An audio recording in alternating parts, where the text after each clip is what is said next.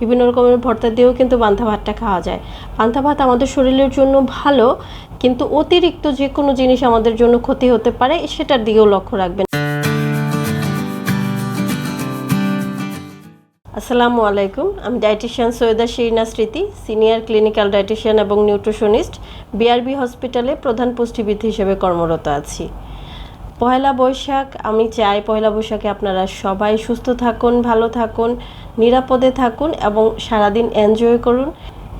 এটা বাঙালির একটা প্রাণের উৎসব, সবাই এটা উদযাপন করে এবং আপনারা এই দিনটাতে ভালোভাবে উদযাপন করুন, সেটা আমারও আশা।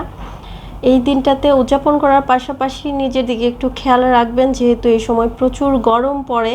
গরমটাকে যেন আপনি ঠিকঠাক ম্যানেজ করতে পারেন, বাইরে গেলেও যেন নিজের শরীরটা ভালো থাকে, এই জন্য ডিহাইড্রেশন যেন না হয়ে যায়, সেটার দিকে অবশ্যই লক্ষ্য রাখবেন। পর্যাপ্ত পানি খাওয়ার ট্রাই করবেন এবং পর্যাপ্ত তরল খাবার খাওয়ার ট্রাই করবেন।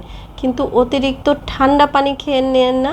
অতিরিক্ত ঠান্ডা পানি বা বরফ পানি খেয়ে নিলে সেটা আমাদের উল্টা বেশ কিছু শারীরিক প্রতিক্রিয়া তৈরি করে এবং আমাদের শরীরে যে ছোট ছোট ভেনগুলো থাকে সেগুলো ব্লকেজ হয়ে যাওয়ার প্রবণতাটাও চলে আসে। যেহেতু গরমের দিন, সে সময় অবশ্যই আপনারা পর্যাপ্ত পানি পান করবেন, বাট নর্মাল টেম্পারেচারে পান করাটাই বেশি ভালো। এছাড়া পান্তা ইলিশ আমাদের জন্য এটা ঐতিহ্য বলতে পারেন।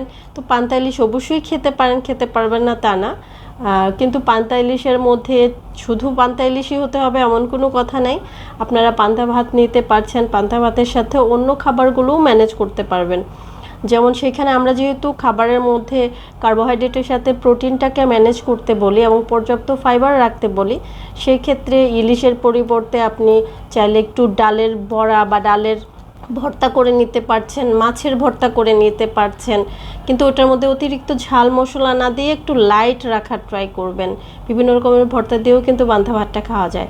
পান্তা ভাত আমাদের শরীরের জন্য ভালো, কিন্তু অতিরিক্ত যে কোনো জিনিস আমাদের জন্য ক্ষতি হতে পারে, সেটার দিকেও লক্ষ্য রাখবেন। অতিরিক্ত ঝাল বা অতিরিক্ত যদি স্পাইসেস এটার মধ্যে অ্যাড করে ফেলেন, তাহলে আপনার গ্যাস্ট্রিকের প্রবলেমকে ট্রিগার করার সম্ভাবনা সবচেয়ে বেশি, পেটে ব্যথা বা আদার্স কমপ্লিকেশন হতে পারে। তো এই দিকটা লক্ষ্য রেখে যে যেটা সহ্য করতে পারেন সেই অনুযায়ী খাবারটা খেন। সবার ক্ষেত্রে একরকম সব কিছু হয় না। চেষ্টা করবেন খাবারের পাশাপাশি পর্যাপ্ত পানি পান করতে। সেই সময়ে শুধু পান্তা ইলিশই খেতে হবে বা অন্য কিছুই খাওয়া যাবে না এমন কিছু না।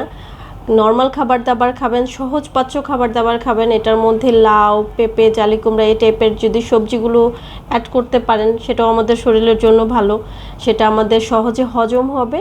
আর একটু সবজিটাও যেন মাথায় থাকে যে সবজিটা খাওয়া হয়, সেটা নিশ্চিত করার চেষ্টা করবেন, তাহলে সুস্থ থাকবেন, ভালো থাকবেন। আশা করি আপনাদের দিনটা ভালোভাবেই কাটবে।